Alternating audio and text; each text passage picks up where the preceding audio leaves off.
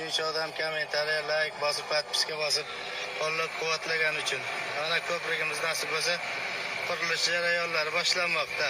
Bugungi O'zbekiston siyosati haqida mana shu video bilan aytib bersam, xuddiki siyosat mana shunaqa ketyapti. Yig'lamagan bolaga sut yo'q mazmunida. Hozir videoda ko'rganlaringiz, men tug'ilib o'sgan rayonda bo'lgan. Rahmat mana shu videodagi akaga va o'sha ko'prik buzuqligi to'g'risida bitta ijtimoiy tarmoqqa video olib chiqdi va like, podpiska bo'ldi va u narsaga e'tibor qaratildi. Mana natijasini ham qo'ygan ekanlar. Uje qurilish boshlangan. Xullas, nima demoqchiman? Bunaqa ko'priklar ko'p buzilgan, yiqilgan, qilinish kerak bo'lgan ishlar O'zbekistonda juda ko'p. Va ular menga alam qilarlisi, kimdir gapirib chiqsa bu narsani ijrosi ta'minlanyapti. Bo'lmasa shu anaqa yopiq qozon yopiqligicha qolsin deb hech kim anaqa qilmayapti. Balkim mutasaddi tashkilotlari kuchi yetmayotgandir, balkim bilmadim, balkim to'g'ri rahbarlar yo'qdir shu tashkilotlarning yuqorisida. Shu uchun nima demoqchiman? Shunday ijtimoiy tarmoqlarda shunaqa faol bo'laverish kerak va shunaqa muammolarni olib chiqarish kerak va yechimlari